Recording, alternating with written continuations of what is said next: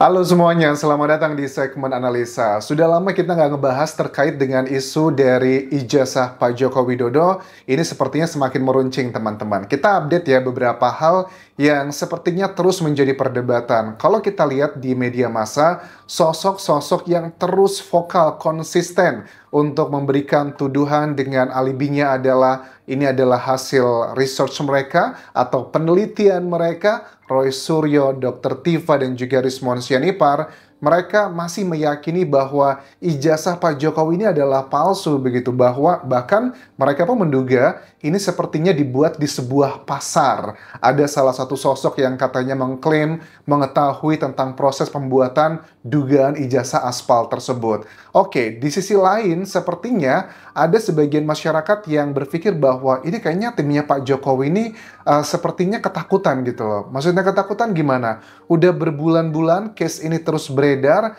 tapi mereka masih tetap vokal dan tidak ada tindak lanjut untuk ketiga orang yang sangat vokal ini. Apakah ini menunjukkan adalah Roy Suryo dan kawan-kawan berada di jalan yang benar, makanya Pak Jokowi ketakutan, atau bahkan sebaliknya, Pak Jokowi itu karena legowo gitu loh. Jadi apakah ini proses memang mereka sedang akan mempertanggungjawabkan hal-hal yang dituduhkan nanti dalam persidangan? Ya nggak bisa ada sidang kalau belum ada penetapan tersangka. Itu adalah secara hukum, secara normatifnya teman-teman. Kita bahas di isu pertama adalah terkait dengan ulang tahun Pak Jokowi yang ke-64 yang dirayakan oleh sejumlah masyarakat yang datang di rumahnya di Solo. Kelihatan banget sebagian masyarakat ini begitu mengagumi dan masih sangat cinta dengan Pak Jokowi. Ada yang cinta, ada yang nggak cinta, ada yang biasa aja, bahkan cenderung ada yang benci. Ya, itu adalah hak manusia ya. Setiap orang punya alasannya masing-masing. Tetapi yang ngebuat salah fokus dari masyarakat adalah melihat penampilan Pak Jokowi. Sepertinya beliau ini dalam kondisi yang tidak baik-baik aja secara kesehatan. Kelihatan dari wajahnya kayak sejenis kayak alergi, tapi nggak tahu nih, kayaknya alerginya nggak cuma sekedar alergi, tapi dugaannya kalau menurut Dokter Tiva nih, karena kan suka tidak suka Dokter Tiva adalah secara secara ekspertis dia adalah seorang dokter juga kan ya, mengerti kesehatan.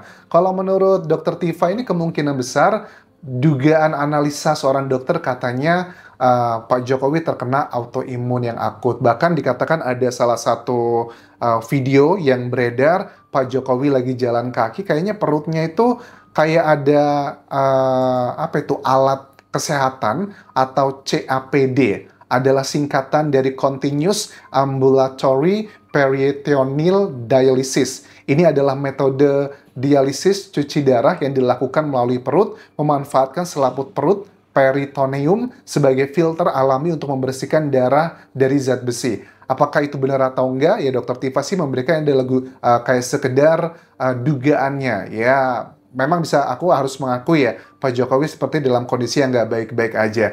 Terus juga apakah ini berhubungan dengan kasus mengenai ijazahnya ini yang terus beredar? Kalau kemarin kan kita sudah melihat ya, ada banyaklah alibi-alibi dari timnya Pak Jokowi yang bilang bahwa saya ini sudah jelas dikatakan di Barreskrim sudah diteliti, ijazahnya dihentikan kasusnya, bahwa pihak UGM mengatakan betul Pak Jokowi adalah lulusan dari kami. Kemudian juga ada teknik forensik mengenai ijazah dikatakan sudah identik dengan ijazah-ijazah dari koleganya Pak Jokowi. Tetapi sepertinya belum cukup, bahkan walaupun sudah ada kayak koran yang terbit ini di tahun berapa ya, korannya itu 80 berarti ya, yang dirilis oleh Kedaulatan Rakyat, di mana ada nama Pak Jokowi di sini. Ini jelas ya, nomor ini mengatakan lulusan yang keterima di UGM itu adalah ada Pak Jokowi, Joko Widodo di sini namanya. Tapi di sini pun waktu aku lihat wawancara terbaru dari Roy Suryo,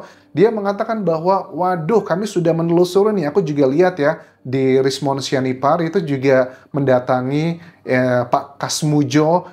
Dikatakan bahwa Pak Kasmujo dia bilang di rumahnya dalam keadaan kayaknya lagi terjatuh habis kecelakaan. Sepertinya Pak Kasmujo bilang, saya bukan dosen pembimbingnya, saya bukan dosen akademik Pak Jokowi. Nah ini dipakai oleh tim dari Roy Suryo CS bahwa wah ini Pak Jokowi bohong nih, kesannya adalah seperti itu, walaupun jelas ini belum tentu mematahkan apapun sebenarnya, terlepas apakah ini adalah bagian strategi ataukah memang itu adalah kebenaran, ya biarkan nanti teman-teman proses yang membuktikannya. Terus terkait dengan Koran Kedaulatan Rakyat yang rilis di tahun 1980, ini juga dipertanyakan sama Roy Suryo dan juga tim. Kenapa katanya Bareskrim itu di bulan Juni, Juli, Agustus, koran rilis dokumentasi kedaulatan rakyat itu diambil oleh Bareskrim. Ini ada apa? Bukankah itu adalah momen-momen krusial bagi kami untuk mencari tahu kebenaran, apakah benar nama Pak Jokowi itu yang ada di koran tersebut, atau jangan-jangan itu hanyalah manipulasi. Ini cuplikan dari Roy Suryo, teman-teman. Kelihatan. Kami menemukan bandel KR edisi tahun 1980. Tapi yang jahat, tim tidak menemukan edisi koran bulan Juni, Juli, Agustus khusus itu. Dikatakan ini gimana? Diambil Pak kemarin sama Bareskrim. Itu pernyataan staf perpustakaan daerah. Oke, kenapa Bareskrim mengambil 3 bandel di bulan tersebut? Ya, apakah ini bagian untuk proses pembuktian? Kalau aku analisa sih teman-teman, harusnya dari pihak perpustakaan daerah tersebut, aku yakin seharusnya mereka punya kopiannya ya. Pada saat mau diambil, kan bisa difotokopi terlebih dulu untuk nanti memastikan bahwa kami punya data-datanya. Kemungkinan besar ya, kenapa Bareskrim mengambil ini? Karena sepertinya ini akan lanjut ke tahapan berikutnya, dan Roy Suryo, dugaanku nama-nama ini yang sangat vokal, kemungkinan akan terus diproses secara hukum oleh tim dari Pak Jokowi. Nanti kan untuk mematahkan tuduhan-tuduhan tersebut ya, salah satu alat buktinya adalah keterangan dari ahli ya. Keterangan ahli ini nanti menggunakan forensik dari koran yang ada di KR tersebut untuk dilakukan analisa. Apakah benar, asli atau tidak. Dan kalau terbukti itu asli, bertambah lagi alat bukti, dan untuk menetapkan seseorang sebagai tersangka, itu dibutuhkan 2 alat bukti. Ada 5 jenis alat bukti, keterangan saksi, keterangan ahli, keterangan terdakwa, petunjuk, dan juga surat.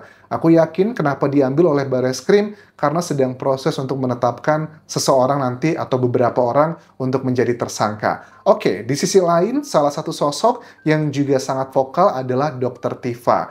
Di Dr. Tifa ini juga mengomentari salah satu postingan dari Dian Sandi Utama. Ini adalah nama yang kalau nggak salah adalah sosok dari salah satu kader di Partai Indonesia yang memposting ijazah Pak Jokowi pertama kali. Nah, dia mengatakan seperti ini. Ini saya postingkan Pak Rismon CS foto waktu acara KKN Pak Jokowi bersama teman-teman beda jurusan di desa yang ada di Kecamatan Wonosegoro. Monggo di forensik yang mana yang beliau. Oke, memang kalau bukan tim Roy Suryo ataupun juga Dr. Tifa dan juga Rismon, kalau nggak bisa mencari detail-detail apa aja kejanggalannya. Di sini pun Dr. Tifa ada kejanggalan katanya. Ini komentarnya seperti ini teman-teman. Si Dian Sandi ini dimunculkan untuk menjadi bukti betapa dungunya termul peliharaan Wong Solo sepertinya. Oke, sekarang dia posting foto, katanya foto KKN Joko Widodo. Bikin tebakan yang mana Joko Widodo katanya. Ya jelas tidak ada. Oke, ini foto yang di-framing sebagai foto mahasiswa KKN, tetapi tidak jelas mahasiswa universitas mana, tetapi yang jelas menunjukkan kedunguan Dian Sandi ini adalah foto ini desa Gasono, bukan Ketoyan. Oke, foto ini coba di zoom yang di pojok kiri atas. Padahal Joko Widodo mengaku dia KKN di desa Ketoyan. Hahaha, haduh kenapa termul Jokowi dungu-dungu semua, tapi lebih parah lagi sebetulnya Bareskrim, karena foto ini dimunculkan di layar kompres 22 Mei 2025. Ampun, kenapa jadi pada ketularan dungu sama dengan majikan? Ngeri ya, kata-katanya pedes juga. Kalau kita lihat dari foto ini, yang mana sih yang Pak Jokowi? Ya, agak sulit juga karena usianya sudah jauh berbeda, dan aku juga tidak bisa mengenali secara detail. Tapi kalau yang bisa aku komentarin dari desa, katanya foto ini adalah desa Gosono. Itu memang ada, tulisannya aku baca di sini adalah Kepala Desa Gosono. Tapi kan yang dikatakan sama Pak Jokowi bahwa Pak Jokowi itu kakak sekarang di posting, oke, desanya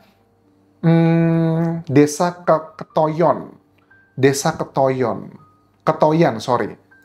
Nah, oke, ada nggak jejak digital dulu kita cross check Pak Jokowi pernah mengatakan saya di Desa Ketoyan, ataupun juga ada perkembangan wilayah diganti, kan kayak kabupaten zaman dulu ya, aku berasal dari Lampung. Zaman dulu kabupaten di Lampung tuh cuma 14, kayaknya sekarang udah lebih ya. Ada kabupaten yang Lampung Barat dipecah menjadi 2 kabupaten. Nah, takutnya di tahun 80 juga telah terjadi hal-hal sedemikian ini, yang makanya kesannya kelihatan salah, tetapi ada data kualitatif yang ada alasannya kenapa berubah. Kan belum serta-merta seperti itu juga. Jadi terlalu dini bagi sebagian yang kontra dengan Dr. Tifa, tapi yang pro dengan Dr. Tifa mengatakan ini cerdas banget begitu. Terus juga dikatakan di sini bahwa ijazah palsu luka batin bangsa. Wih, panjang banget ini kata-katanya. Kalian bisa baca sendiri aja lah apa yang dimaksudkan di sini. Cuman yang menarik adalah aku pengen bahas terkait dengan kemunculannya Pak Jokowi pada saat merayakan ulang tahunnya. Dr. Tifa ini memberikan komentar seperti ini, teman-teman. Dengan foto Pak Jokowi, kelihatan wajahnya, kulitnya itu berbeda dari biasa, kelihatan kayak nggak sehat. Pak Jokowi kemana ya? Padahal ulang tahun, semoga sehat selalu. Dengan foto yang kelihatan kayak lagi nggak baik-baik aja. Terus dilanjut lagi di sini dikatakan begini.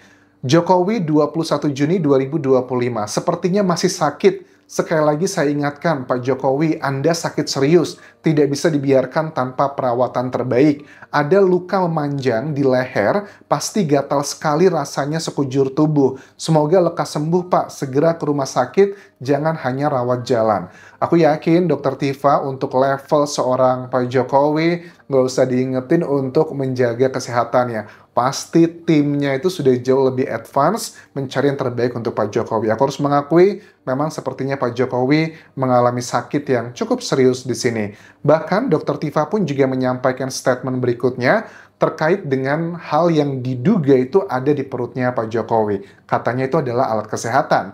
Pertanyaan netizen katanya, Doktif yang Doktif itu Dr. Tifa maksudnya ya, yang di perut Pak JW itu alkes apa ya? Nah, kalau melihat dari tanda dan gejala yang sama-sama kita lihat, praktis sejak bulan April 2025 hingga sekarang, dan saya akses adalah penyakit autoimun agresif. Maka dugaan saya alat itu adalah CAPD. Ya, tadi yang aku sebutkan ya, Continuous Ambulatory Peritoneal Dialysis. Jadi tujuannya adalah untuk cuci darah, teman-teman. Ini adalah assessment dari seorang dokter atas pertanyaan para netizen. Karena berulang kali saya sampaikan, saya mengkhawatirkan kesehatan Pak JW, terlepas dari saat ini kita berseberangan. Padahal bukan maksud saya untuk menjadi lawan beliau atau apa. Yang saya lakukan adalah menegakkan kebenaran soal ijazah. Kalau dengan itu beliau tersinggung dan memusuhi saya, ya kita lihat saja bagaimana kebenaran itu akan membela dirinya sendiri. Kembali ke soal penyakit. Penyakit autoimun agresif yang perjalanan penyakitnya kurang dari 6 bulan menuju terminal stage dengan gejala perubahan kulit yang agresif, gatal luar biasa, sarkopenia atau otot mengecil dengan cepat menimbulkan kelemahan dan kehilangan berat badan, kerusakan organ-organ agresif, terutama ginjal dan sistem imun. Waku, ngeri banget ini kalau sudah terminal seperti ini. Terus intinya lebih baik katanya fokusnya adalah rawat intensif ke rumah sakit terbaik di dunia. Mungkin di Cina karena Pak JW masih ada hubungan darah dengan Cina, jadi bisa relate kalau butuh donor darah atau donor ginjal. Oh ya? Kayaknya ini sindiran atau beneran ini ya? Mau kita dari daerah manapun, ya oke lah, oke. Interpretasi kalian seperti apa? Up to you. Apakah negara masih memfasilitasi mantan presiden untuk mendapatkan perawatan terbaik? Ya, kita nggak bisa pungkir ya, kalau secara literally kesannya kayaknya perhatian, tapi kalau bagi sebagian orang sih menginterpretasikan kayak sindiran gitu. Yang terakhir dia bilang bahwa saya betul-betul ingin membantu kesehatan Pak JW karena saya dokter dan punya pengalaman membantu banyak penderita autoimun untuk survive. Terlepas dia mau kriminalisasikan saya, ingin sekali penjarakan saya buat saya tidak menghalangi keinginan saya untuk membantu Pak JW. Ya nggak usah khawatir lah, kalau untuk masalah dokter aku yakin lah timnya Pak Jokowi juga punya kapabilitas untuk mendapatkan yang luar biasa terbaik, itu hal yang sangat mudah sekali. Oke, ini adalah drama yang tak kunjung berhenti, aku berharap segera berakhir. Kalau memang dari Dokter Tifa dan tim pengen ngebantu Pak Jokowi untuk selesai sembuhnya biar cepet, ya suka nggak suka coba dihentikanlah drama-drama ini biar Pak Jokowi bisa tenang gitu kan ya. Ya kalau tetap diusik-usik ya pasti bakal kepikiran juga sih. Terima kasih sudah menonton. Sampai ketemu lagi di video berikutnya. Tinggalkan like dan juga komen. Subscribe channel YouTube ini. Follow Instagram, Facebook page dan juga akun TikTok di Anjasa Semara. Sampai jumpa.